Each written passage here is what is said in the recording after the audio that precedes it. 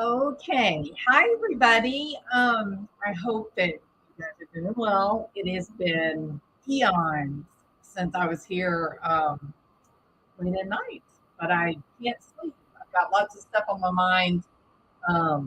If y'all could see my stack of books right over here beside me, you would know why. So I tried going to bed. I couldn't fall asleep. So now I thought, okay, I'll go live. We'll talk about this Kohberger thing. I I did a live earlier, and I was addressing the problem with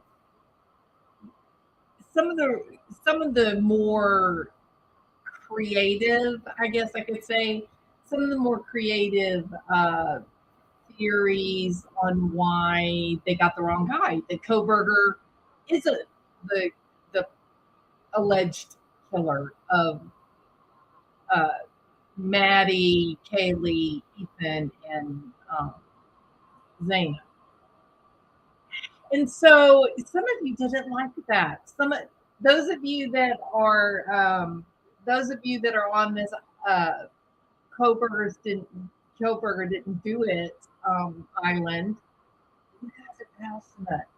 You really believe you know what you believe.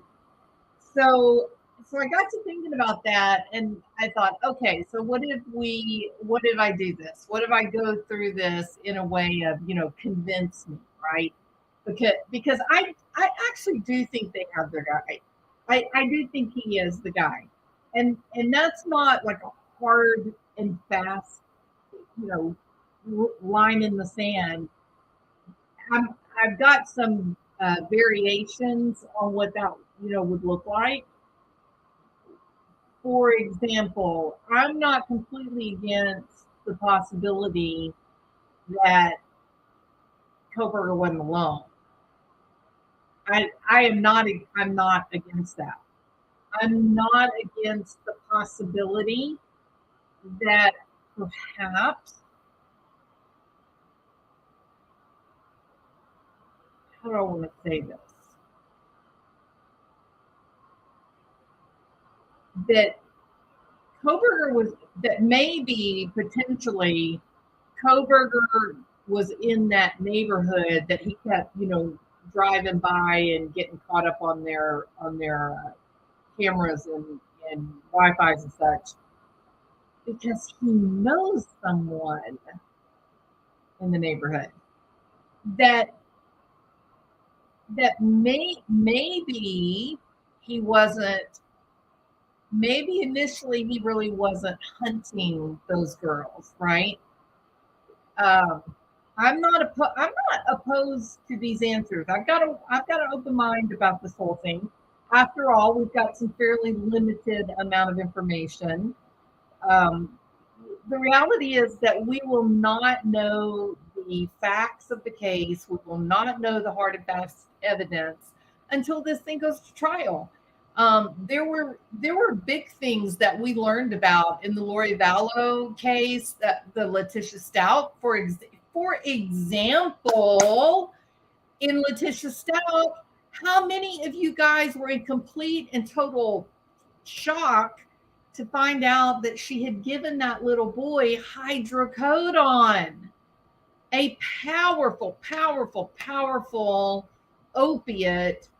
And for a little fella like him, man, even 5 milligrams could have been enough to do him in. And I don't know what the whole point of the hydrocodone was. I don't know if he was in pain and she gave it to him in an effort to try to help him deal with the pain, or was she trying to pull a Chris Watts and trying to give him hydrocodone, hoping for a nice and easy overdose? Um, or was she giving him the hydrocodone because she thought, he'll be sleepy, he'll go to sleep, and it'll be easy for me to finish him off? There's no telling. But my point of saying this is we're kind of acting like the only evidence that we have or that we're going to have in this case against Bryan Kohberger is what has been released so far for the arrest affidavit, and the reality is we don't know what they have. That's the truth. One thing that absolutely stands out is that their search warrants did reveal some very interesting pieces of information. One of which, 2 IDs in a glove in a box. Oh, really? Why are you hiding them? Like, what's the deal there, Big Bry? Why are we taking 2 IDs, putting them in a glove, putting them in a box as if we were trying to hide them? And weren't they in a black glove? So see, there's all kinds of evidence. All of this, why are they throwing out the sheath? Why aren't they using the K-bar marine sheath? Because that was the DNA evidence that connects him there. The sheath is found underneath Maddie's body. So it wasn't like somebody could just try to frame him and, drop it on the bed, right? If somebody did frame him, it took framing before her death. So there are, the sheath has not been thrown out as evidence. So it's much, well, no, I can't say that's not true. I'm not going to say that. It's not true. So I said, okay, you know what? If you can't beat them, join them. Isn't that the way it goes? All right. That's what we're doing tonight. I'm going to see if I can prove my point. And if I can't, I'll totally be on the Kohberger is innocent train. How is that? Can we do that? All right. Hey, Rochelle Black, good to see you. Hi, Thing One. Mary McGuire, show me the money. Hey, Eyes of Green. Let's see. What is it? Oh, I can't think of the song right now. Tessie Cooper, welcome. Hey, Cinnamon, hot, hot, hot. Much Endeavors. It is a late night. It's a very late night for me. I know. Yes. So it's very, hey, Meezer Mom. Hey, Sundown Farms. You know what? I watched Australia the other night. Every time I see your name, I think of Faraway Downs. All right. So, Teresa Walton, how are you doing? I'm glad you're here. Thank you for being here. Not sure what's going on with this case at all. Well, it's gone crazy. It's like the upside down Chris Watts Island world. You think I'm kidding. I am not kidding. So let me approach. Well, I did also have an hold on. There's something in my email that I want to get out of here. Seabirds.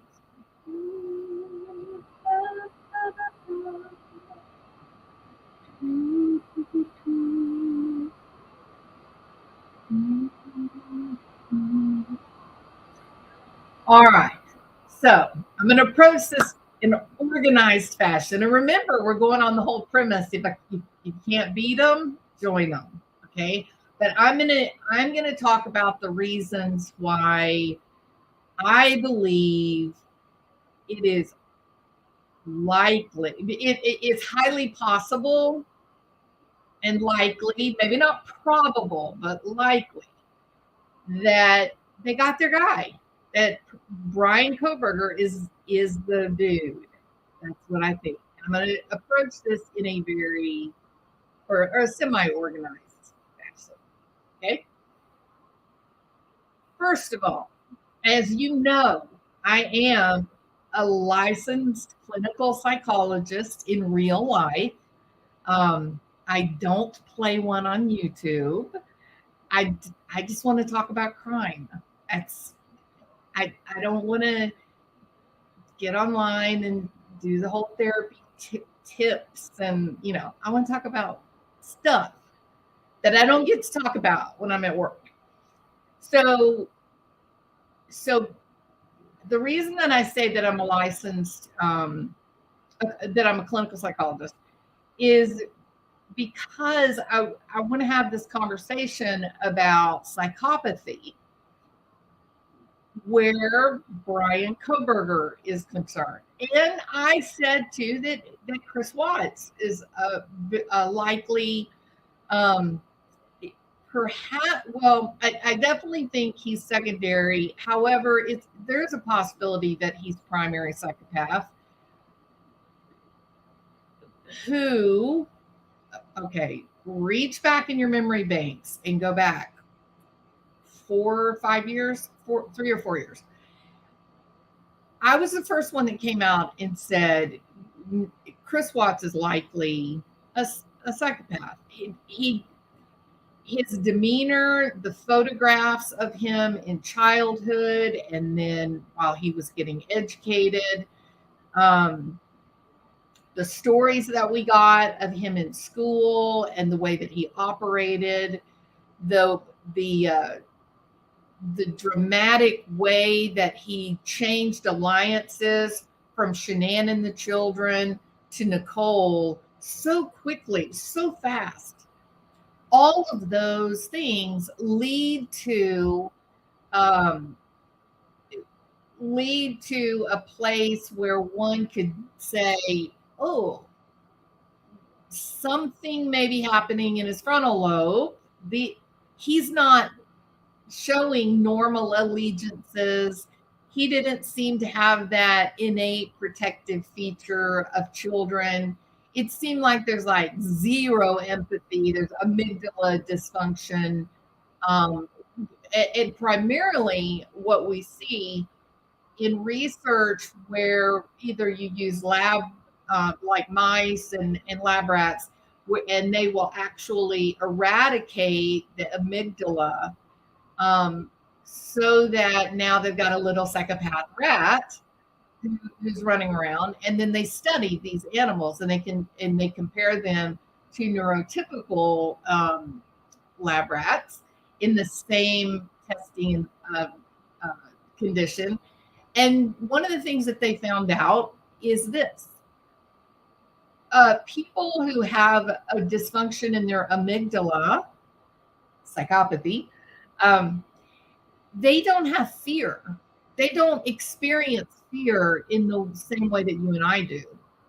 And you might hear me talk. I do talk every now and then about psychopaths or psychopathy. And, for me, I think the best description for me to use is that they don't seem to experience what are known as corrective emotions. Now, do they have emotions? Well, certainly they can really demonstrate some fairly frightening anger, rage, violence. If you go into prisons, and you test these people, what you find out is that of all the people that commit violent crimes, 30 to 40% are definitely psychopaths. They are psychopaths, although they're less than 1% of the overall population. Some states have more than their fair share. New York and California has upwards of 3 to 4% of their population that test as psychopathic. So if you think about 30 to 40% of the people committing violent crimes are easily identified as psychopathic, and they're less than 1% of the overall general population in the United States, I think it's not really much of a reach to say psychopaths are the people that tend toward violence. And in the case of Idaho 4, I think you're just foolish to try to say, oh, it wasn't really violent. Maybe it's second-degree murder. No, it was as violent as it comes. And they also got a burglary charge in there as well. So 4 murders and then burglary. So the orbitofrontal cortex in these the rats and whatnot, they definitely show the jury's not out on this. the people that work in this area absolutely accept that people that are high in psychopathy, they really don't know fear. They don't know fear. They don't experience guilt. They really have no empathy. They're primarily narcissistic, meaning me first. Um, and so this is a real special kind of person. I don't mean good special. I mean unique, fairly rare. And if you're fairly rare, you're prone toward violence anyway because of the way your brain works. Um, you don't have a fearful reaction. So, sure, I can see the guy getting into it. And I do have reasons to believe that he's probably primary psychopath. There's obviously no, I haven't interviewed him. I haven't done testing or, any kind of assessment or anything like that. But, it, might be fun to do a Rorschach on the guy, right? He could be interesting in a projective kind of way. But nevertheless, let me kind of go through. So I operate when I'm thinking about Bryan Kohberger. I operate from the position that he does seem to me, he has this flavor that suggests pretty high in psychopathy. I do think so. We do have tests that the forensic psychologist will very likely administer to him. And yes, I would love to be in on that, to get the data and get some good information. But, all the best I can do is sort of guess at all the possibilities what might be taking place. And I've gone through all of them. I've thought about all of them. I looked and I thought about, are we looking at some level of autism? Is there some spectrum stuff that's happening? I ruled that out fairly quickly. But so that's my starting point, is maybe I'm a little bit more open to the possibilities that he could in fact do these, even though I know there's a problem with timelines a bit too tight, things like that. I do have a solid reason to believe that he has the requisite ability to be violent and brave as he's doing this horrible thing.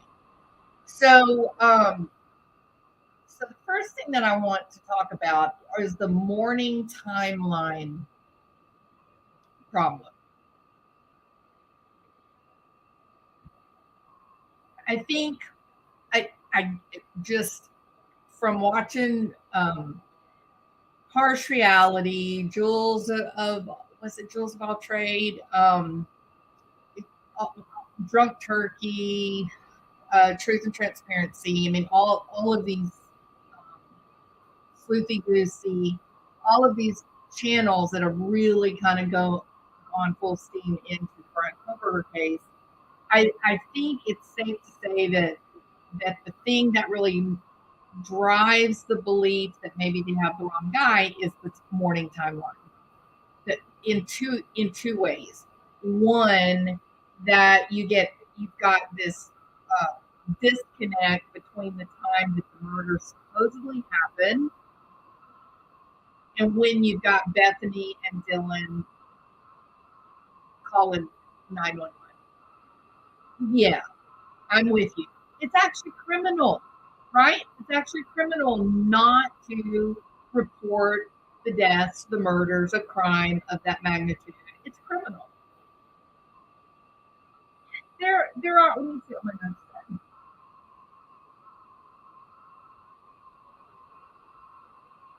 Okay. So there's a couple of things that stand out. Right now, I think the way that most people are discussing this case is that all the kids come home at the end of the night, been out drinking, partying, doing whatever. They all come home except for Xana, who receives a DoorDash at 4 a.m. And do we know that she is the one that ordered the DoorDash? Now, to me, that's a really important fact that we don't really, we will know that answer when we go to trial. But for today's conversation, we just simply have no way of knowing if she actually ordered it or if they were surprised, if she was surprised that someone showed up at their house that morning. We know she got it because we could see the bag in the window.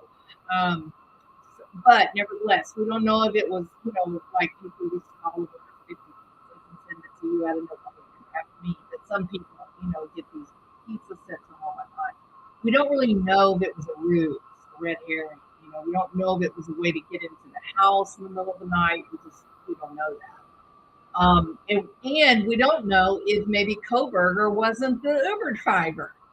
Can we be honest? Maybe he is the Uber driver. So I know they got a guy that said did it, that he was the delivery guy or something. I know, but just kind of going with this. So one thing that I think about, and I continue to think about it as a possibility, and it's this. Do you remember how with Xana and Ethan, you remember how they had this really bizarre timeline? Like they knew where they were in the morning, but then it was like you had 8 hours where they seemed not to know where Xana and Ethan were. I think in some way they finally decided that they had been at a party all night, perhaps. But I keep going back to that, and I think, what if they did go to the party for a little while? They had some formals and stuff, but what if they ended up? They did go to the party for a little while, but then they ended up leaving and going back to their house. I mean, their boyfriend and girlfriend. They want to spend some time, together, right? So what if they went back and they were just taking the opportunity to be there doing what young, people in love like to do. and then Bryan Kohberger got them first, right? Or, I mean, that's, there's a way to work around that. Or Bryan Kohberger comes in and he's hiding in the house. He's hiding in the house. There are ways, around this. I keep going back to that Papa Rogers post. I'm going to try to be really delicate when I bring this up. The Papa Rogers post where he claims that he's in the process of killing Maddie. That's what he really is interested in. He's in the process of killing Maddie, and Kaylee walks in. I mean, obviously not calm and cool, but hears that there's something wrong and comes in, and it infuriates the guy, and Kaylee experiences overkill because he's enraged that she interrupted what he was enjoying doing to Maddie's dead body. And that he ends up actually, the blood spatter that would have come from what he described would have been all over the room and including the ceiling fan. So what is very interesting to me about that post by Papa Rogers is how detail-oriented the condition of the room was described in the post. And if the cops went in there and the actual room itself matched that description by Papa Rogers, if it matched at all, that is a pretty sure bet that was in fact Bryan Kohberger, right? That goes along with the whole psychopathy thing, the serial killer aspect, the grandiosity of the killer, that he believes that he is so smart and so special, and that he's an artist of sorts, and he should get his, his due recognition, and he doesn't like that people are considering others could be the killer, and he wants to get some kind of that emotional feedback. He wants some of that narcissistic side, and so he lets some of that truth leak out under this, pseudonym Papa Rogers. So that is going to be a very, very interesting point to watch for during the trial if those two things match. I mean, it's going to be really, really important. In terms of the timeline being so tight, and I know that that's probably one of the first, that's probably the primary thing that makes people feel like he could not have done this, or at the very least, he could not have done it alone. So I think, number one, the timing on how the kids get back and forth to the house and not having any idea if Kohberger has been there hiding out or not is important. I heard somebody say, how can they have the car on the camera, was it 3 times rather than 4? And one of my thoughts has always been that he didn't park in the cul-de-sac, the closed road. I believe that he did drive through there multiple times, probably looking to see lights were on, people moving around, what was going on. But I do think that he parked his car up behind the hill. I know that is a very steep climb directly from the back of their house up to where his car would have been. But if he had gone down closer towards where the Jack's house was, then by the girls who had the car break in, he could have gone down past their house and then climbed up to the road, and it would have been very easy according to the topography of the maps that you look at. So there would have been a way to do that. It just wouldn't have been that immediate thought of he's going to stay right in the trees and go straight up. I kind of think he could have gone down and then up. So those are another thing that really stands out to me is that door, the front door, being open at 9:30 in the morning, right? Very strange why the door was open. It sort of makes me think that the DoorDash guy was not even called in by Xana, that it was a ruse, and that was the way he made his way into the house. That he startled her by getting into the house. And that would account for Ethan coming out fighting, Xana fighting so hard, and perhaps Bethany and Dylan being so terrified, hiding and being frozen, not being able to leave their rooms. If we are to believe the supposed recordings, then we do have Kaylee saying, someone's here. And was that running in, is that why she and Maddie were on the phone calling Jack? Because there was chaos happening. There was a big fight or something downstairs. I don't know. Remember, Jack and them were 100 yards, 200 yards away from them. So perhaps that's why they were calling like that.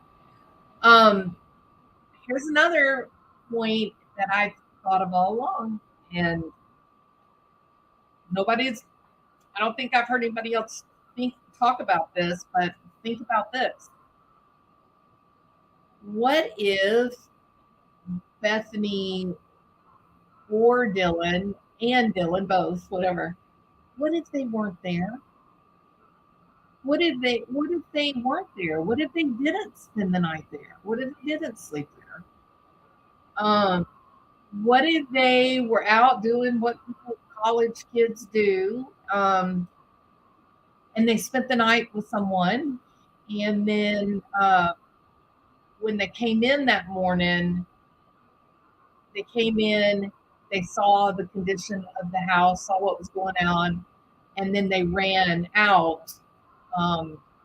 and that was when all the college kids got pumped. That would make sense, right? That would work to explain the strangeness of them not, reaching out. There have been a lot of people who have made a big deal about why would they call their friends first. That's sort of the premise for the whole drug thing. Why would they call their friends first before they called 911? Because they're college kids. That's why. Because they're college kids, they're out drinking, they're probably hungover, and they're scared, and they don't know what to do, and so they called the boys because that's what young, 20-year-old girls do when they're in trouble. If they're close to their dads and moms, then they call their dads or moms. Otherwise, they call the boyfriends, right? So it is what they do. When I was in high school, I guess I was a senior. Um, we had been out, doing what we were not supposed to do. We were out in the boat all day drinking and acting stupid. I think we were having senior day or something. And we had a boat wreck. Flipped the boat in the air. We all paddled around in the water. Another group of friends came, picked us up, took us to the dock, the boat ramp. And what did I do? Call the boy. I didn't call my parents. I didn't call the police. We've been drinking. I called the boy. I said, I need help. Help me. Okay.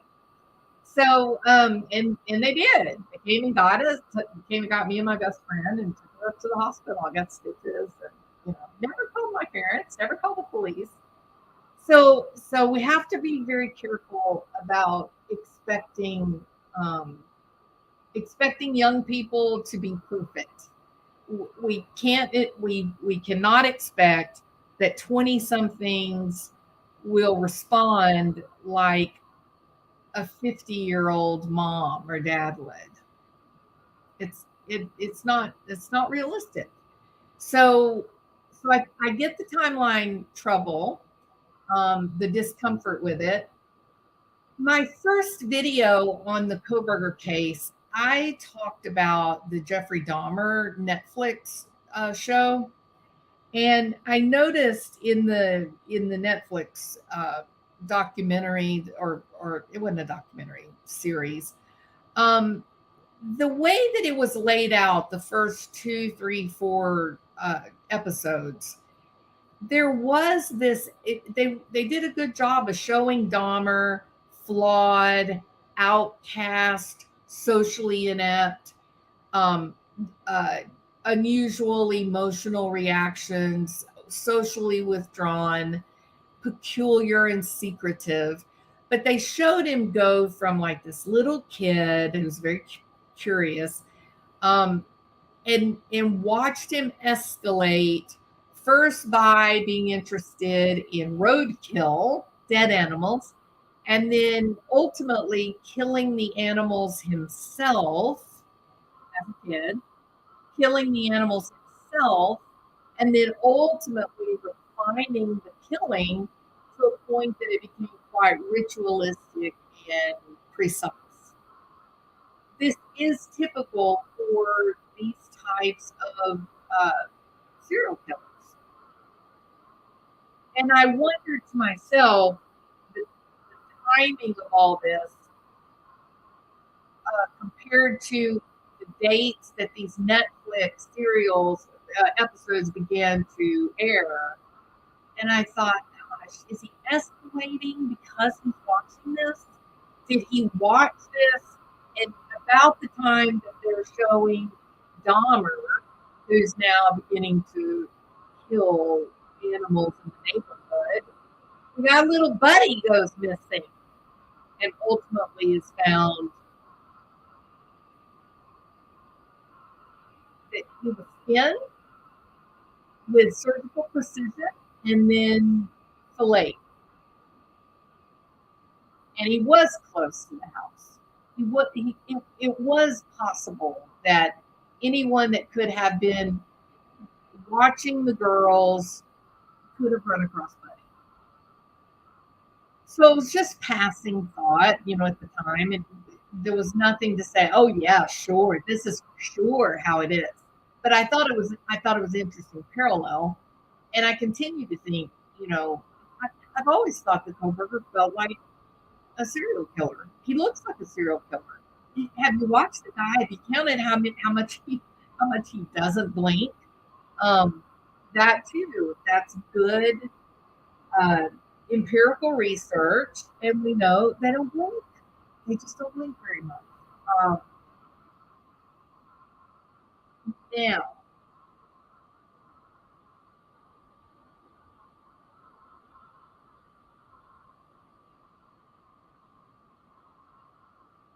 the second problem I think that you guys are focused on for why you think that Kohberger might not have done this is the car. We had the FBI involved, and they're telling the whole world that they're looking for a Hyundai Elantra between the years 2011 2013. And what does Kohberger drive? Not a 2011 to 2013, right? It's 14 or 15. And you're kind of left thinking, well, how could you make such a mistake? You're the FBI. Well, I do think, the FBI has dropped the ball in recent years. And so I'm not going to talk any more about that. Um,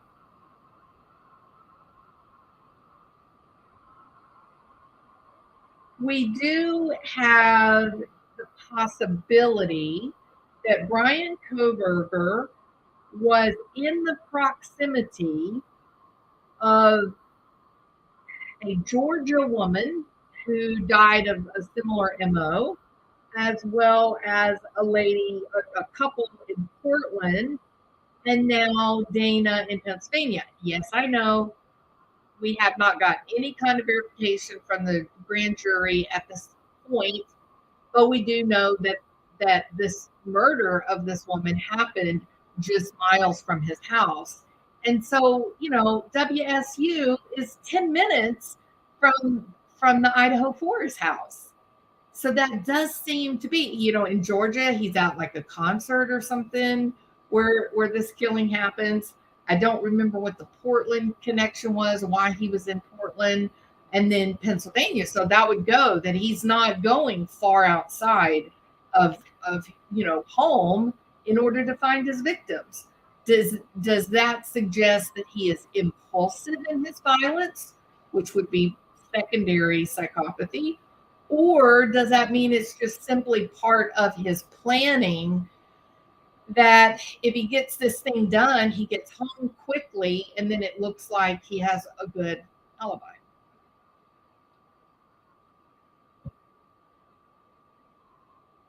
Now, we do know that psychopaths can appear quite grandiose. It's a peculiar combination because they've got this narcissistic grandiosity. Oh, they can, not all of them do, but they can. But they are socially clumsy at the same time. And so you're left with a feeling of, ooh, cringy, right? Kind of like, oh, by the way, babe, great birthing hitch you got going on there. And you're like, who says that in the year 2023, right? It's really cringe. But all wrapped up in this neat little, one sentence comment is grandiosity, misogyny, and um uh social clumsiness, all in one little statement. He is putting it's a passive aggressive, um I am man, you are woman, and I have dominion over you according to the Bible, right? That number one. That the grandiosity comes into, he even would imagine that he would have the audacity to pass that kind of judgment on a person. Why is it any of his business what her hips look like? Very strange. All right. And then, of course, he is very socially awkward.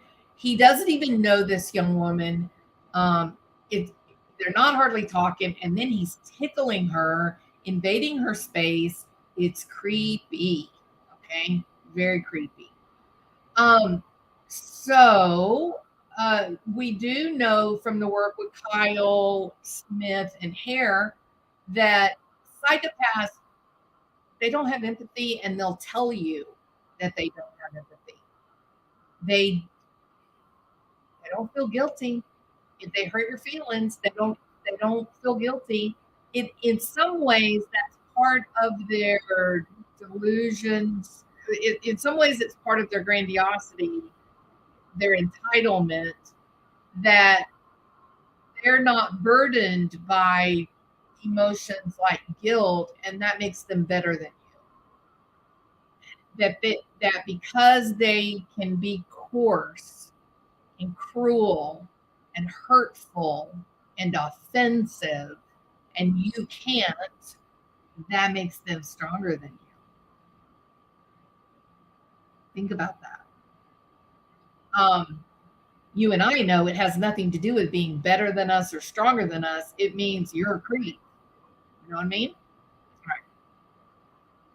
Right. Primary psychopaths don't tend to be as impulsive as secondary psychopathy. Primaries are generally thought of as yes, they can be violent, quite angry, and whatnot. In fact, anger tends to be their preferred emotion, I guess. Um, but they're methodical. They plan things, and they're very patient because they're not having all of this uncomfortable emotion interfering. They don't get to uh, frustrated waiting. They can take all the time in the world to set up the game so that they get whatever their intended goal is. The secondary psychopathy, and this is psychopathy that seems to grow from abuse, systematic abuse in childhood, intense trauma. I don't know if you guys remember this or not, but there were stories that Bryan would sit in the classroom while these girls, of course, he's pretty, we wear pink on Tuesdays, those girls, that he would sit in class and they would actually throw things at him, and they would like make fun of him and ask him uncomfortable questions, and that he just would sit stone faced, nothing, just stone faced. Do you think that was abusive to an overweight kid without an idea in the world how to interface with anyone his age? I mean, we read some of his writings in the Visual Snow. It he was troubled for sure. So yeah, I'm really comfortable with this whole secondary psychopathy thought, but in many ways, watching him in court, watching the way he moves his body, the way he walks, he does look like a primary psychopath. He looks like one of those little mice that had their amygdala obliterated. He does. He carries his body in a peculiar way. His facial expressions are definitely off.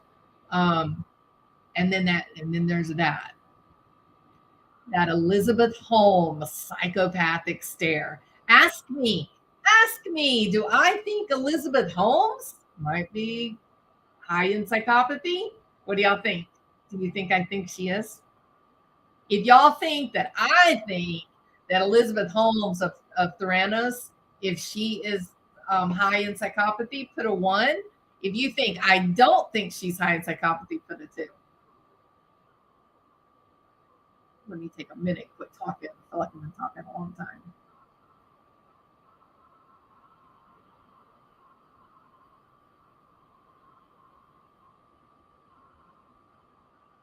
Yes, Ellen B, you would be right.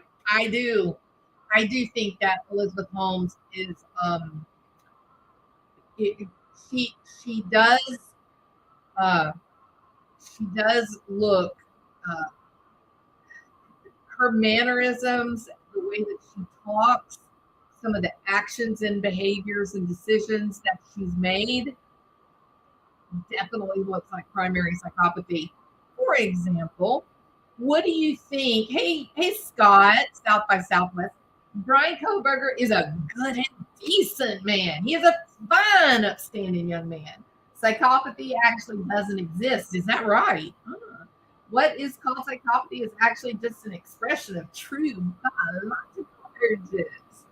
All right, but you didn't hear a word I said, did you? About the problems in the amygdala, the frontal lobe. There's no empathy. There's no corrective emotion. They tend most toward anger and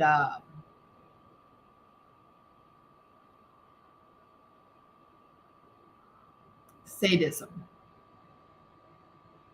Moonlight view. Hey, you are too mean. Okay.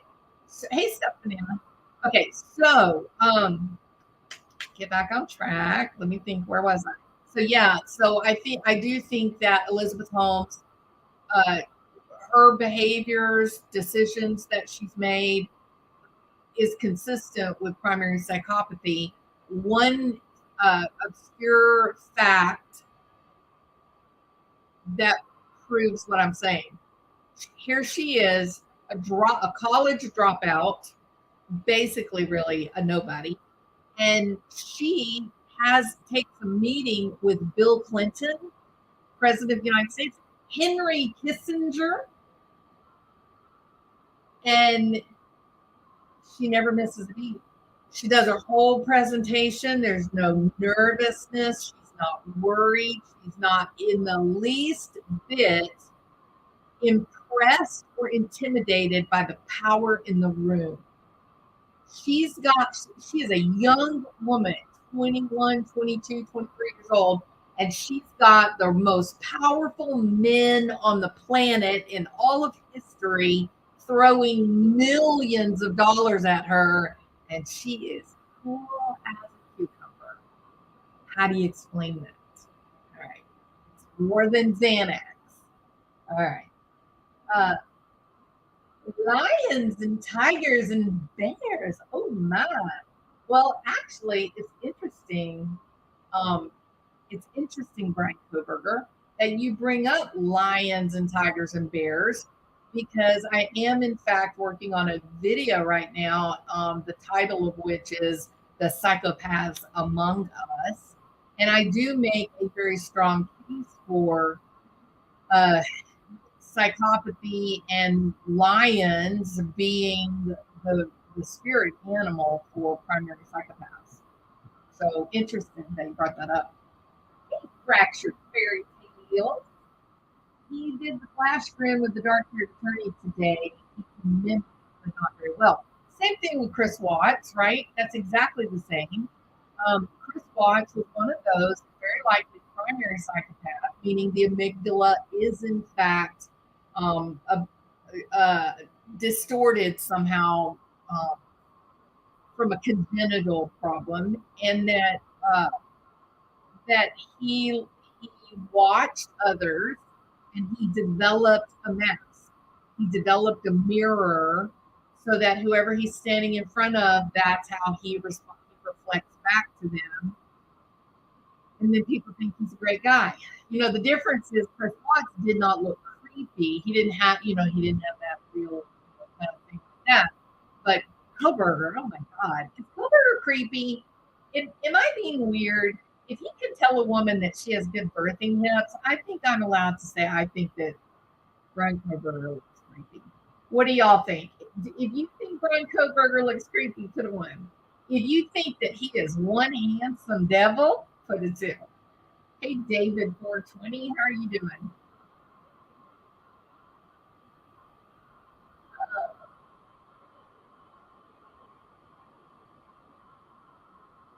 Uh-oh. Ellen B says definitely one. Creepy, creepy. You're too mean, says creepy, creepy. He's creepy. Mama Mo, welcome, my friend. How you doing? He's creepy. The thought of Dylan coming face to face with those eyes, I would exactly, Scott, exactly. I would have locked myself in my room. You know, that child was scared to death. If it were better for the survival and reproduction of our species, then we would very likely behave like bears behave.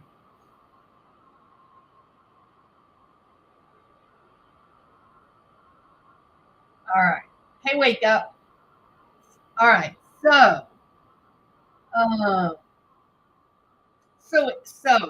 it goes along with the Idaho 4.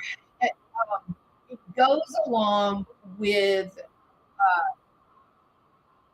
other possible deaths. Um, that he didn't go far away from his own den. He, I'm gonna tell you this, y'all, and this is where it kind of puts me into the Kohberger is innocent camp. For some reason, I feel like it's possible that uh, Kohberger could have been with Bethany. I don't think with Dylan, but I'm wondering was was Bethany and Kohberger together that night, or did did he drive her home and drop her off, or like who has thought of that? We don't really know much about Bethany, right? I mean, we've kind of been told that she just was in her room, but the door was open all night. I mean, I guess we would assume that it was open all night, at least after 4:30 or 4 o'clock. Bryan is typically not fully developed until his mid-20s.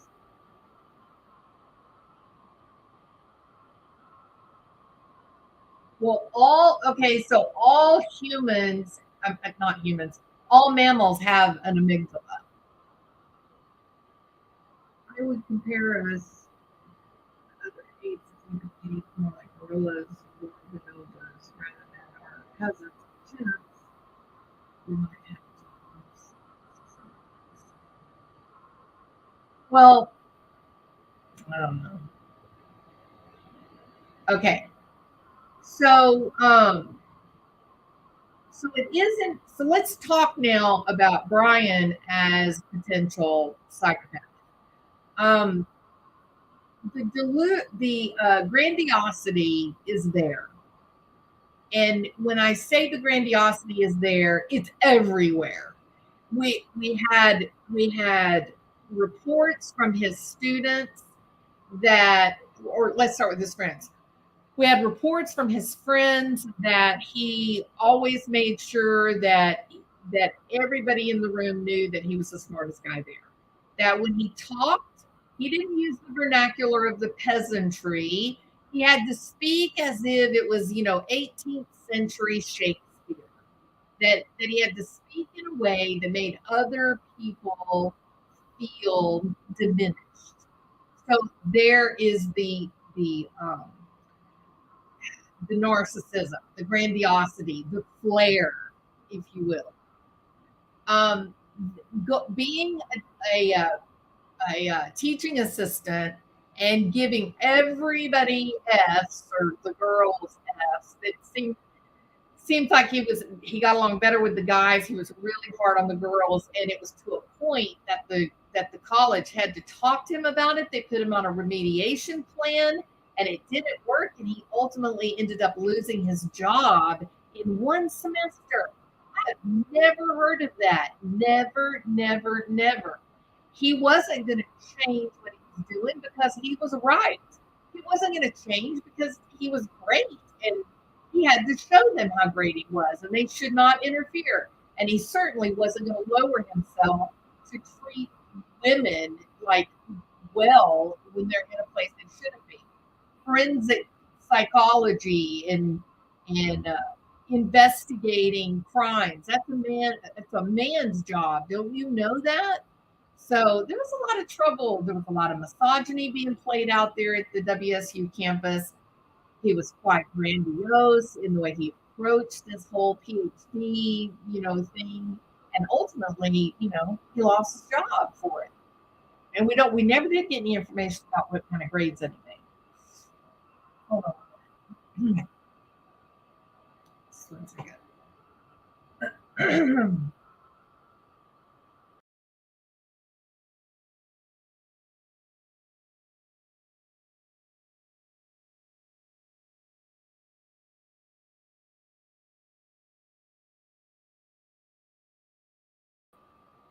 As soon as my medicine starts wearing off, it all gets stuffed up. All right, so the grandiosity, the narcissism, a complete lack of empathy, caring about other people's feelings, not feeling guilty for hurting other people, and now you're going, what are you talking about? Well, this is what I'm talking about. So, in one research group, Blair 2005, they pretty well showed that primary psychopaths scoring high in psychopathy, they really don't have any empathy. They truly do not think about other people, and it is very difficult to teach them in therapy to consider other people's feelings. It's not, and if they do hurt someone, they're often quite surprised, not that they hurt them, but that they would say you hurt. Other people's hurt feelings tends to make a primary psychopath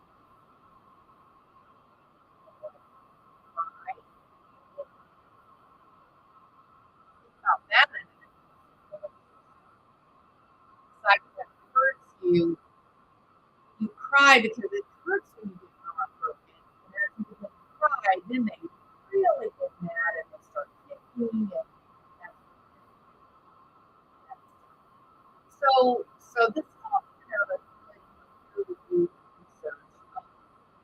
That the problem is antisocial tendencies. Antisocial tendencies when they don't feel like they owe anything to great society. But then there's also social withdrawal because they don't see the utility of other people. The only people that they're going to say they're friends with, very often they will call them associates. Isn't that weird? Instead of saying my friends, they'll say my associates. We recently heard someone else using that moment. Who remembers who it was?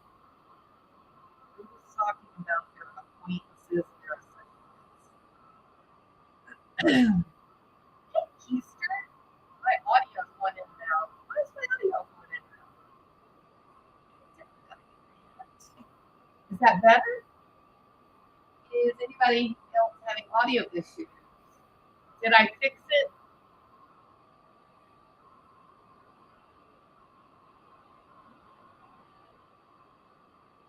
You still like that?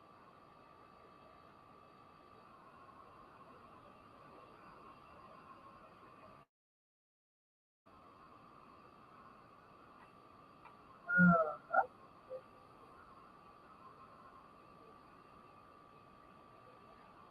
it should be fine.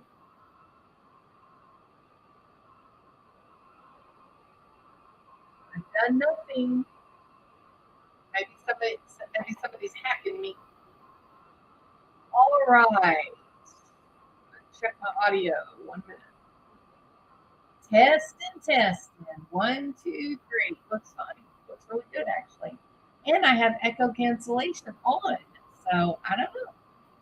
All right. Thank you, Cinnamon Hot Hot. I think it was I am an atheist. Well, of course you are, because you're smarter than all the other 95% of the population. With respect to all gods, without exception, to believe in a god is indicative of mental illness. Not true, which is ironic because most who judge Bryan are assessing his mental state. Oh, oh, oh. Do you really want to get into that argument with me? Good. Thank you, Keezer. Hey, Storms. Okay, so so we know that there's social withdrawal, the only people that, well, it's very often, instead of calling people friends, they will call them associates or acquaintances. And I think we recently heard that verbiage from Richard Forsyth, didn't we? Do y'all remember? Thank you, Ellen. Ellen. Um, we did hear that exact verbiage, talking about, an associate, no, yeah, an associate, that when John Forsyth was kidnapped, that he showed up at the home of a mutual associate. Remember? All right. So with psychopaths, their friends, the people that they have in their circle, are people that of utility, people that they can get something from, whether it's a great accountant for their business, or it's someone that can get them Astros tickets to the World Series. Um, they don't typically keep people around just for the enjoyment of having them around. They have to be able to serve a function. If they have a girlfriend, you know what the function is. She may have sex occasionally, but he's not calling on the phone every night, inviting her to go have, ice cream at sundown. So they're, if they do have people in their lives, it's quite utilitarian. And so very often you will look at these people and you'll think, well, they're in social withdrawal. Maybe they're introverts. Maybe they have social anxiety. It's the exact opposite. They don't have any social anxiety at all. They're not worried not one bit about being judged. Not a bit. They why would how could other people judge? They are the master. So they don't care about getting judged by people. They just don't have any use for people in terms of the needs that they may have that they want to get,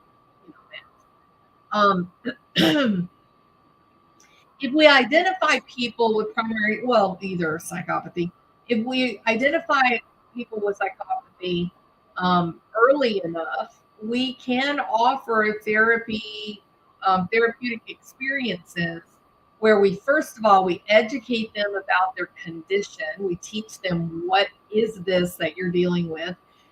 Why are you a bit different than others? And then we teach them a hierarchy of response patterns to try to get them to focus more in on pro-social behavior, although they'll never experience actual real empathy, that emotional chemical reaction. But they can certainly learn the proper pro-social behaviors, and to put in a safeguard for any kind of violence or impulsive anger. Um, Many of these people, psychopaths, will become almost like nomadic. They'll move frequently, change jobs often, change apartments or houses often. They don't get attached to any place. There's not any place they get attached to. There's not any people that they don't tend to have pets. Again, they don't have that, kind of exchange, that exchange of, I'll care for you, you'll love me back, kind of thing. Now there's some other things about, the amygdala being um, damaged in some way. The example that I gave was that related to fear, and that was something that was a uh, great research outfit that was using um, pure experimental conditions to look and see how does an animal's natural behavior change when their amygdala has been destroyed or removed. So the number one that shows up is like the fear, but also they they they tend to have a very restricted affect because the amygdala is not operating. So you don't get much here. And I think that's what you're seeing. So a couple of people commented on it a while ago that, Kohberger sits down in the courtroom and he's just got this, no, there's no fear, there's no anger, there's no embarrassment, there's no shame. It's just to be a mask, big plastic. He sits down, he turns and he looks at his attorney and he goes, and it's just that fast. So sits down and goes, and then looks right straight up at the judge. It's so fast that you almost didn't get it. If the camera hadn't gotten it. That is learned. He knows that when he sits down in front of somebody or he greets someone, he should, right? Or eyes don't change from all the different emotions. Because of the incompetence in understanding the social milieu. Sometimes their attempts to control a situation or dominate, they come off, really alienating everyone. And that is a sentiment that we heard described very, very well from the students that were in this class. And the professors were really, really frustrated with this guy. They were really they didn't know how to manage him. They had to stop him from meeting with the female professors, and he only worked with one of the men. His misogyny was that bad. And so you can imagine someone with that level of misogyny, that level of grandiosity, and the interpersonal clumsiness. You can imagine the catastrophic boundary violations. So just an overall abject failure to respect other people's space, to respect their opinions, to respect their privacy. He doesn't have it. He doesn't have it. I always laugh at this whole drama, not trauma, but drama thing. You got people that just get online and they scream at each other for hours and hours and hours. And then they go live and they start talking about each other's children and calling their jobs and giving out medical diagnoses, doing things that regular people like me and you, we look at this and we think, what about you makes you think that this is even remotely appropriate? That you can't invade people's privacies like that just because they've said something, they have an opinion that you disagree with. But if you are a psychopath, you're almost led to that sort of behavior. Another thing that we know about people that are high psychopathy is they, how the Bible says, vengeance is mine, saith the Lord. Oh no. If you are, a psychopath, vengeance belongs to you. And there's no limits. And if someone crosses you in a way that you don't like, well, there's hell to pay. And it may be hell coming from low inhibitory control, meaning just really super impulsive, but very, very violent and aggressive in the moment, which is something we tend to get with secondary psychopathy. Or if it's something where the person has very, very good inhibition and they can control their need, their thirst for vengeance, they can take exquisite delight plotting and planning your demise. Maybe all because you had the audacity to say, "Oh, look, you misspelled that word." They can take that as a personal affront that would land you in very difficult situation. So yes, it is true that psychopathy is very difficult to treat. I almost think maybe primary psychopathy is easier to treat than secondary. Because with secondary psychopathy, you've got people that have learned that the world is a very untrustworthy place. And in order to teach someone something, they do have to trust you. They do have to believe in you. And so a lot of secondary psychopaths can't do that. Charles Manson is probably a secondary psychopath. But a primary psychopath, they just are who they are, and you can teach them, you can train them certain safety skills and social interaction and things like that. They can do very well. Not all psychopaths are killers, but 30 to 40% of killers are psychopaths. So psychopaths typically can be quite irresponsible or illogical.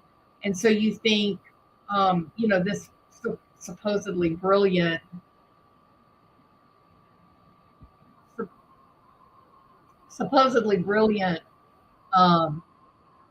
PhD student goes in, starts his PhD program, has a teaching assistantship, and it takes him less than 4 months to destroy his teaching assistantship.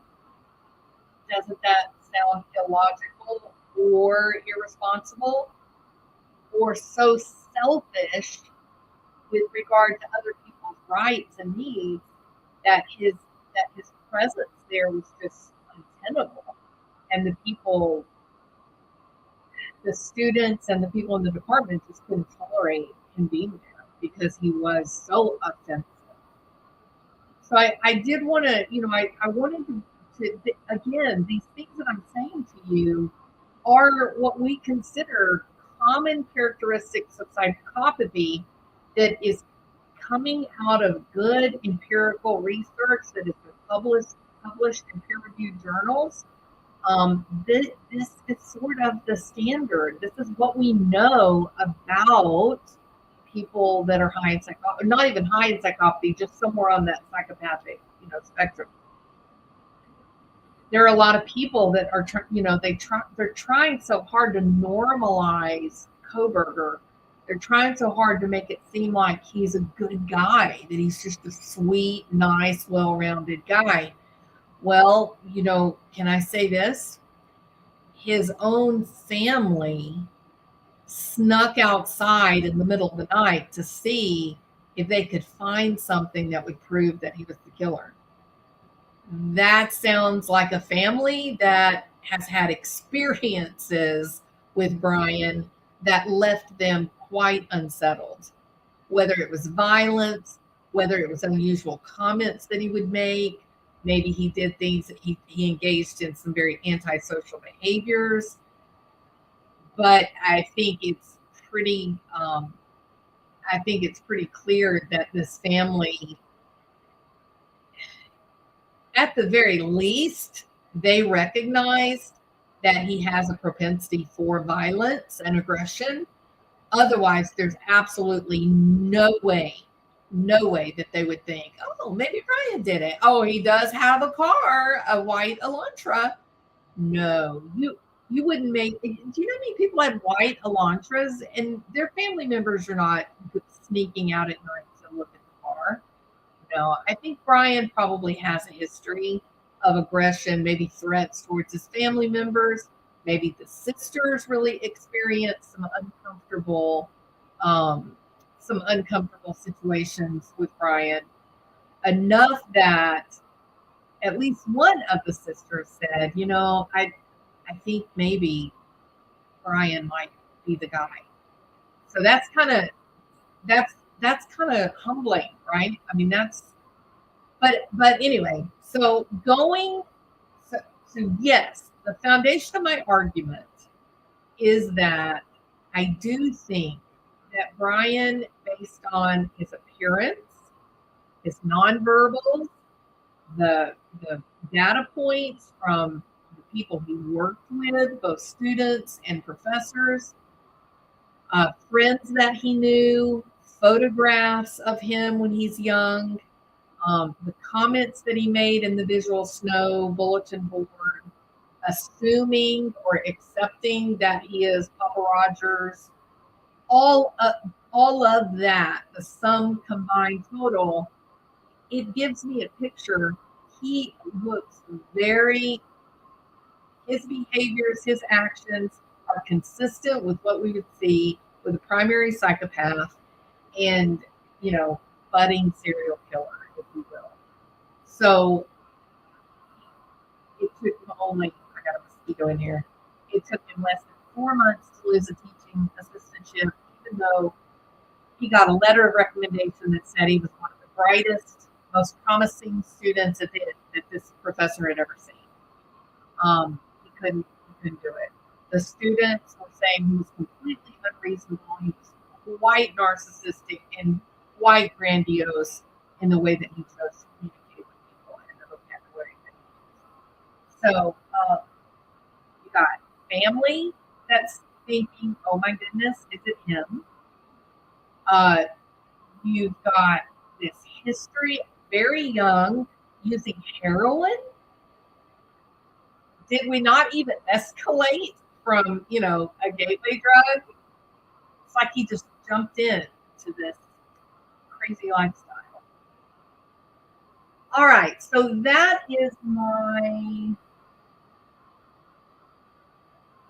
all my points that I wanted to make. So let me read some of your comments. Who's being gross? The dad was the only one doubting his guilt. All the females in the family were like, "It's totally Bryan. Bryan totally did it." There you go. But that's that misogynistic thing. I think he probably had been aggressive towards the people in the house.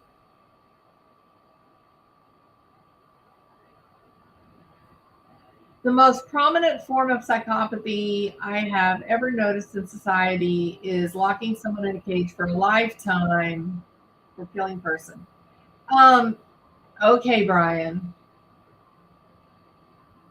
Hey there, Vicky. Ramirez wasn't right about anything. Governments don't break into homes and slaughter people in their beds. It's a lousy analogy.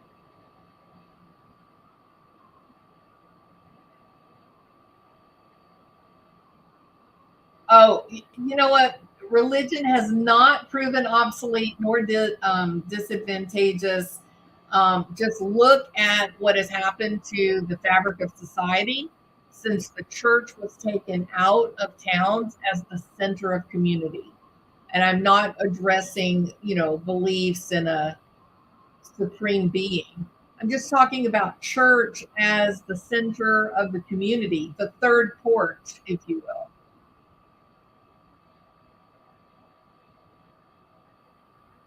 Well, Bryan Kohberger, aren't you an unexplainable?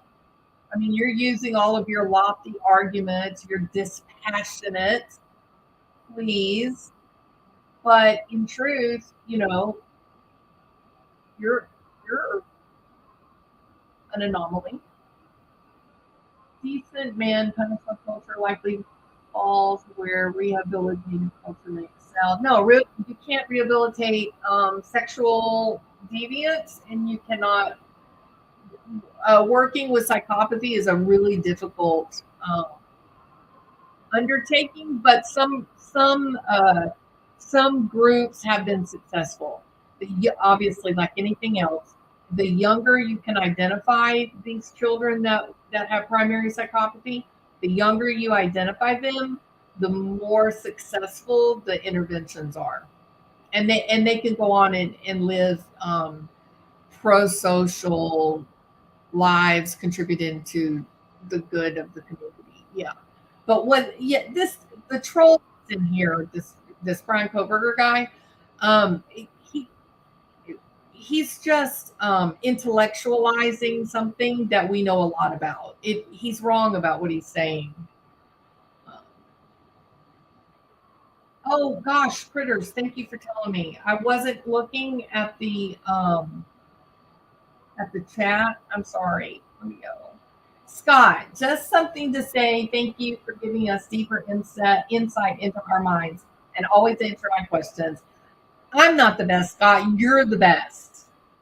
Thank you so much. I appreciate the super chat. You're a sweetheart. Thank you. And Fractured Ferrites, my friend. Thank you so much. I appreciate you. And Critters, thank you for highlighting those for me. That made it a lot easier. Thank you. I am appreciative for the help. As you know, I'm having awful, terrible audio problems.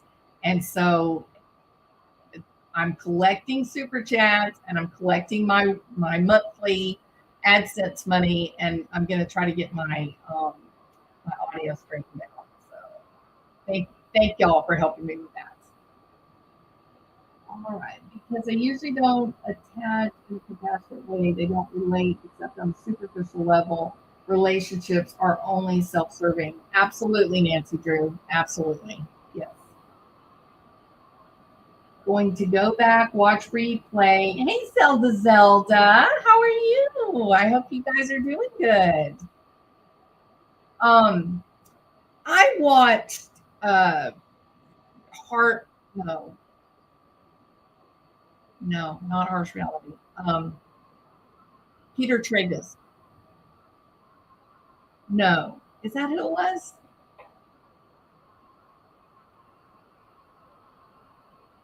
No. Somebody. Who did I watch? Pascal Show. All right. So I watched Pascal Show. He has an attorney who is following the Kohberger case for him, who lives close to Idaho WSU. And so she is going to all these hearings and following up, and so he's featuring her on his show.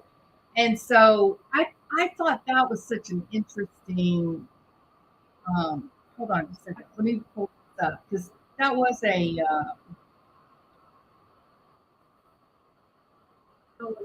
good commentary she gave.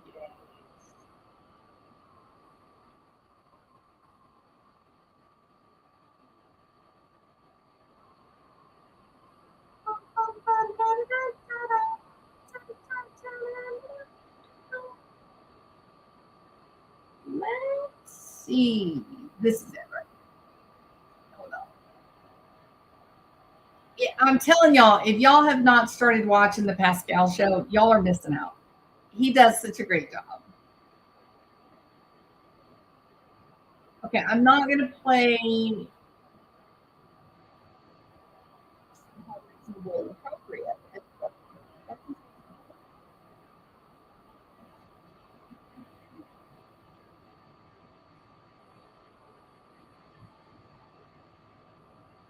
Where's my music? There's music playing. Why?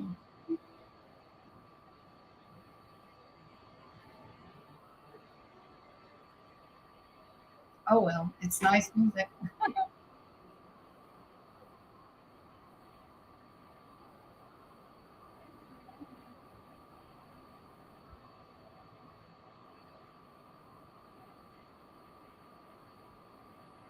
Hold on. I don't.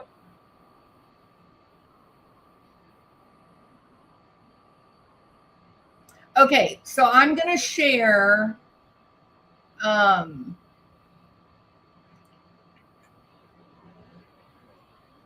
wish I knew where this music was coming from.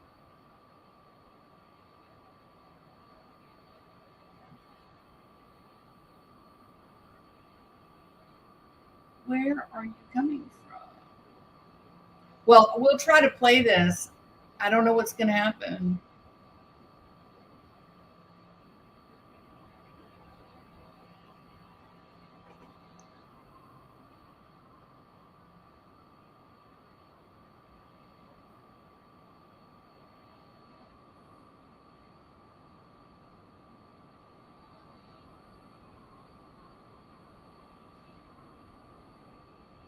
It's nice music. I don't know where it's coming from, though. All right.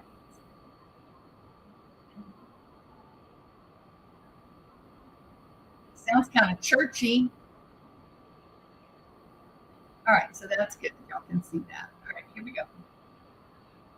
Which, by the way, doesn't make much sense because we're seeing them going out and talking anyway. We see interviews with the Goncalves family. There was a whole documentary that just came out from Dateline, if my memory serves me correctly. They were speaking on there. They were still talking. We had Ethan's mom, who has a new children's book coming out called The Boy Who Wore Blue, for crying out loud. Showing her tattoo, that she made specifically in homage to her son.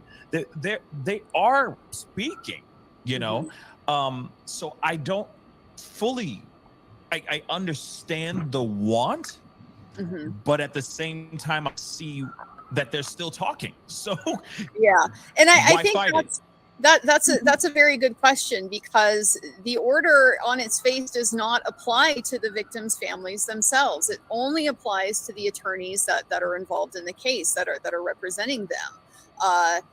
Now, there was a little bit of, I guess, gray area, potentially introduced in that today over the question of whether they are witnesses or not. The state is clearly of the perspective that they are certainly potential witnesses. If there is a conviction, if nothing else, they'll be testifying at sentencing. There was a lot of back and forth over whether they're witnesses to more than that. Shannon Gray kept saying repeatedly that, the prosecutors never even interviewed the family, but then Bill Thompson took quite some offense to that and made a point of correcting that to the court, to say that in fact the issue was that Mr. Gray had refused the interview requests, so perhaps a little bit of a disingenuous argument on his part. But yeah, the bottom line is that the victims' families have not been restricted from speaking, and so while they clearly might prefer to have Mr. Gray speak for them, that's not necessarily something that they're entitled to. So, and like you pointed out, that the other victims' families, to the extent they want to speak to the press, don't seem to be, having similar concerns about doing it through counsel or anything like that. Right, and that's what I mean. Like here, like who is pursuing this? Who is really motivated to get this order lifted? Is it the Goncalves family, or is it Mr. Gray in his own capacity? He did make a point today in his argument of emphasizing he has his own independent First Amendment rights, that there's, on the one hand, whether or not he's able to repeat or, speak for the Goncalves family, as just kind of a mouthpiece, but then as well his own independent First Amendment right to express positions about the case. And so that does in many ways kind of muddy that water. If he wants to speak on his own behalf, he's entitled to ask the court to do. But at the same time, there was another hearing that you just walked out of maybe about an hour and a half ago. This is the one that I wanted to hear. What was that about? What's up with that? So the afternoon hearing was the presentation that the defense put on with their evidence. This was directly dealing with the motion that was brought by the Associated Press and the consortium of news organizations that are opposing the non-dissemination order. So a very, very similar, topic to what Mr. Gray was arguing in the morning, but just a little bit more tailored to the specific interests of the media in being able to freely interview people, access information, and that type of thing, which they feel is also being, unduly restricted by this gag order. Interesting. So they are straight up now they're just kind of tripping over, we want to be able to interview everybody and anybody within the confines of getting the media or getting the news out there, getting the stories out there. See,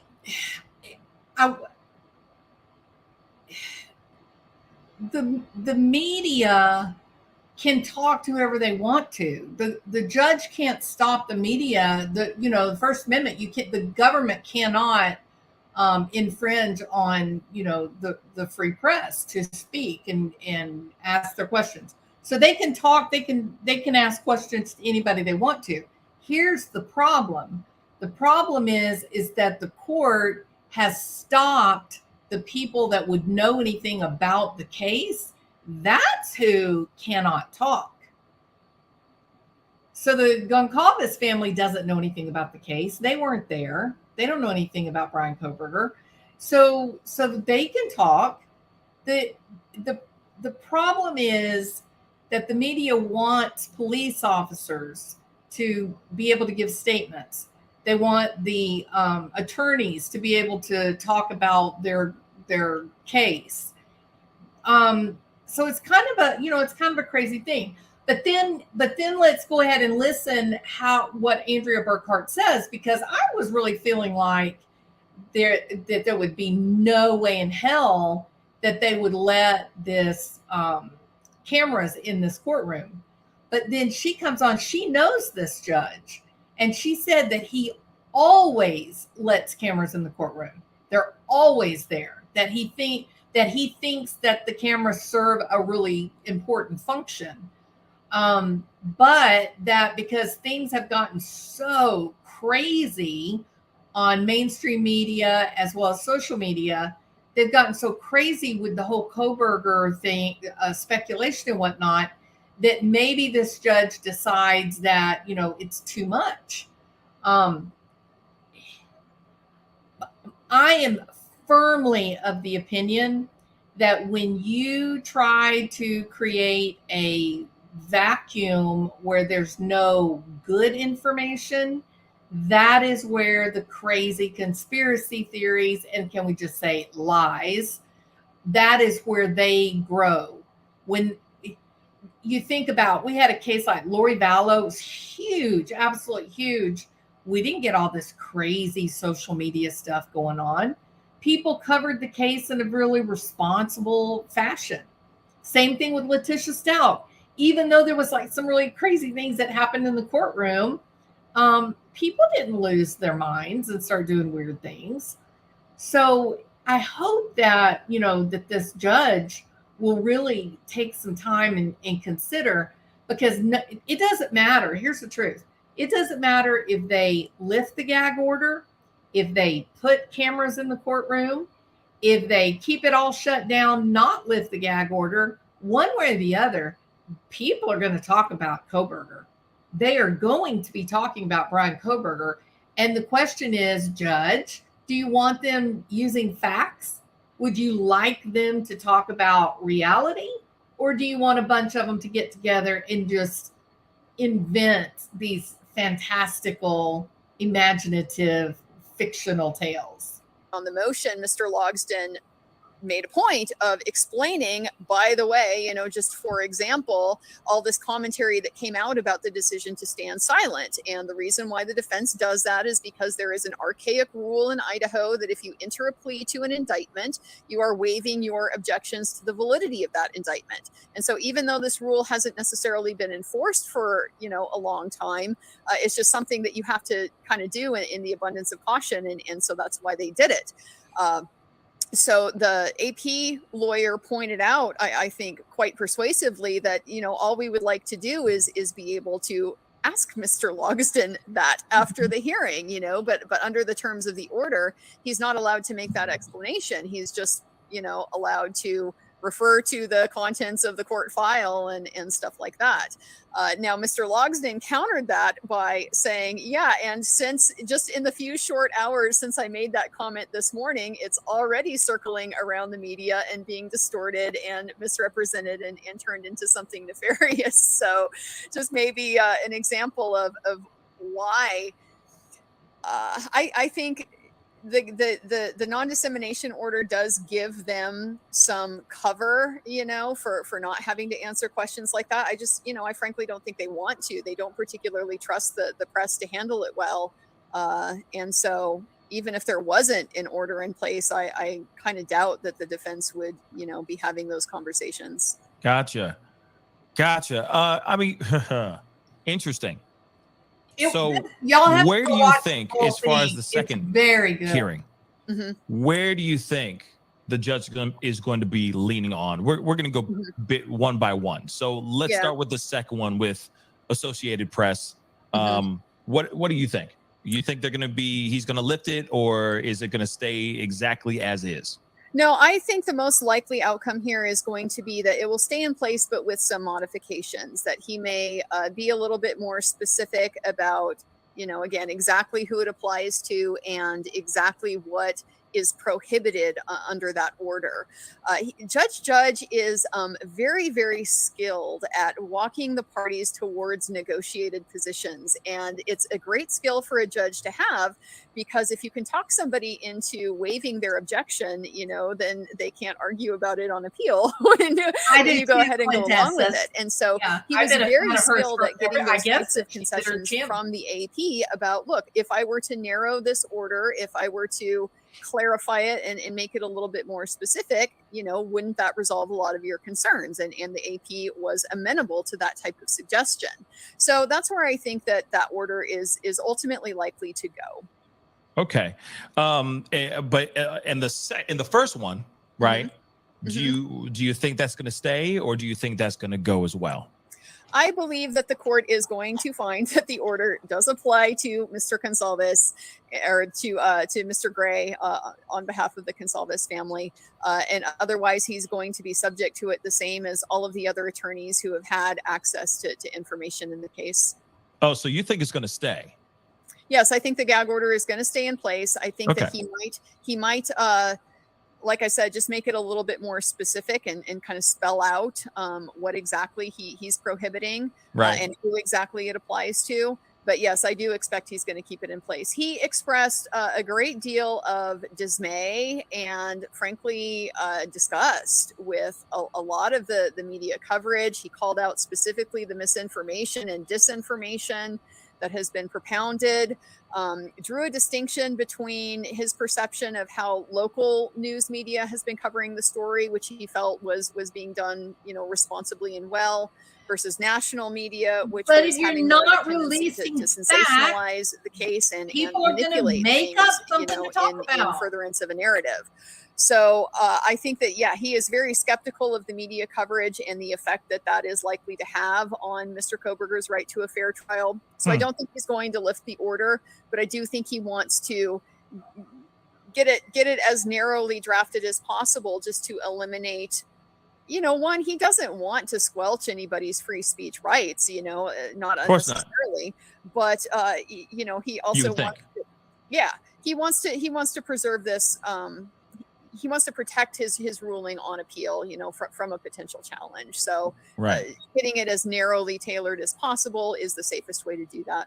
Interesting. So just so I get this correct, you think that the gag order is going to stay on the lawyer, right? The lawyer that represents the Goncalves family. Yes. But you think it's going to be lifted for the press?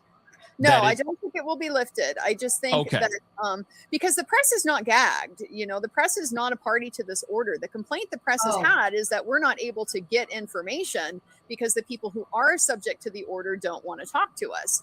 And so the prosecutor pointed out that's not necessarily a constitutional right that you have. If it was the press itself that was being told to shut up, that would be one thing. But that's not the situation. They have no independent right to be able to interview people. That's always up to the people that the media approaches. Gotcha. I think that the order is going to be clarified so that everybody has a little bit better expectation of who it applies to and why. But ultimately, no, I think he's going to keep it in place. Okay, so you think both of them are going to stay exactly where they are? Yes. He's not going to lift anything. Okay, I was a little confused there for a second. And thank you for clarifying that, because I was like, wait a second. So the lawyer won't be able to do nothing. That kid just have a field day with this?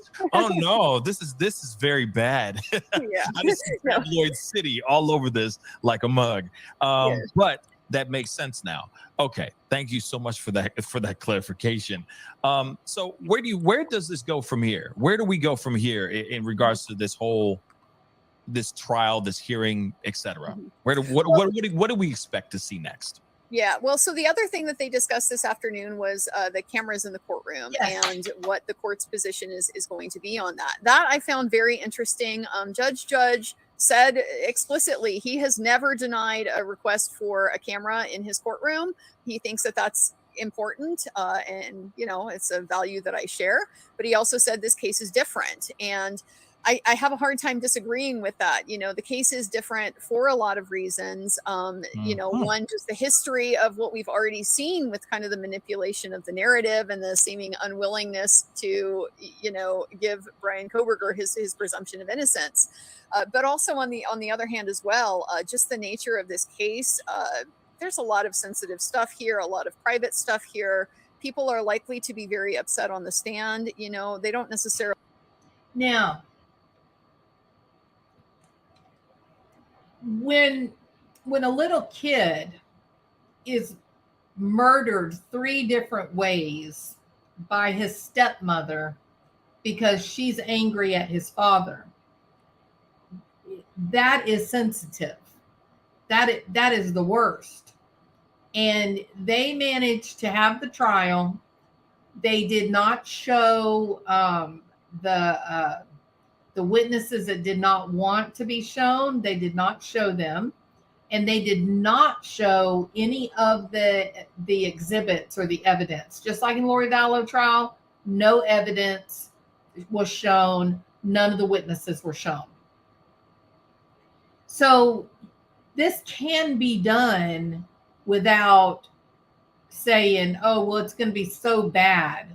Well, yeah, but Gannon Stouck's murder was the very worst imaginable. Same thing with JJ and Tylee, the worst imaginable. So it can be done. Really want their pain to be broadcast to millions of people. There's going to be extensive autopsy photos and things like that where people are obviously nude and dead and not in their best. Restrain yourself, Andrea. Things like that aren't necessarily going to be at issue in in any other kind of run-of-the-mill case that might have a camera in it. So I am predicting, just based on his comments, I expect he's going to allow the cameras in, but he's going to have some pretty strict ground rules for how they are to operate. They all referred to the Daybell hearing. Everybody is looking at Daybell as kind of a warning. How was the Daybell one a warning? Because I thought all of that was audio. And so the reason why they had gone to Judge Boyce's ruling because they had originally had cameras in there, and then Judge Boyce removed them from the courtroom, and it was in part because of how the cameras were behaving. They do things like they choose to go in and focus inordinately on the defendant and their expressions and things like that. They're not presenting really just a neutral viewpoint from the audience that anybody would have. There's editorializing built into how they're operating the camera. So just little things like that. And also just the potential to disrupt things, the potential for people to be overly concerned about the fact that cameras are in the courtroom, can affect your behavior. I will say I did notice throughout the course of the afternoon, I was sitting kind of right to the far side of the still camera photographer. And so he was often, jumping out of his seat, trying to get, photographs of Mr. Kohberger, of which he got quite a few. And so I could see Mr. Kohberger kind of side-eyeing over, seeing this camera there. And that's just, the example of the type of thing that you need to be focused on the process. You need to not be concerned about, Andrea, let's be fair. Okay, Mr. Kohberger's problems with attention deficit are not the problems of cameras. That if he's not going to be able to focus his attention because there's a little camera in the room, then he's got bigger problems than that. Okay. All right, everybody, you guys are awesome. Thank y'all so much for. They probably want to protect their privacy, not be bothered by reporters. That's fair to not show witnesses. Oh, absolutely agree, Nancy Drew. Although I have to tell you, I thoroughly enjoyed the Jodi Arias case. I enjoy seeing the witnesses. But look, if all we got with the Daybell thing was audio, and that I thought that was fine. I wouldn't. It wasn't optimal. I think I would have really been. I think I would have really been more focused, I think, on some of the unknown witnesses if you could have seen the courtroom. But I mean, it worked. It was nice. We could hear it. We could hear the evidence, the testimony, and that's really what all of us want anyway. We just want to hear what happened, what they collected in the investigation, that kind of thing.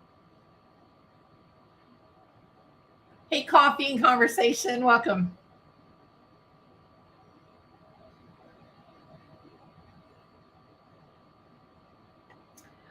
All right. So, like I said, this, I stopped it. We only listened to just a small portion of Andrea Burkhart. She does have a YouTube channel. She did not have a YouTube channel when Johnny Depp trial started, but then she was going on and she was talking to some of the law nerds. And then they were like, you got to do a channel. You got to do a channel. And so then she started up a channel. And so, now she's got one. So, but you really and truly, I'm fixing to end this live. And so if you're wide awake and you're not ready to go to sleep yet, maybe go to Pascal's show and listen to the whole interview. It was really, really interesting to get her take on this judge and how he interacts and what his opinions are on some of these media issues. So it really made me feel a little bit more confident that we'll be able to have a trial to watch. So that made me happy. All right. Okay, so this whole thing was, convince me, right? Tell me I'm wrong. So please go underneath the video and explain to me what facts, what we know, why you believe that Kohberger didn't do this. I've presented to you the reason that I think he probably did do it. So now it's your turn to tell me and convince me why you think he did it. And if you can convince me, then I'm on your side. All right. How's that? Is it good? Okay. If you have not subscribed, please do. If you like the video, I hope you will put a thumbs up because that helps me with the algorithm. And you know what I'm going to say? I'll be back, right? Y'all have a good evening.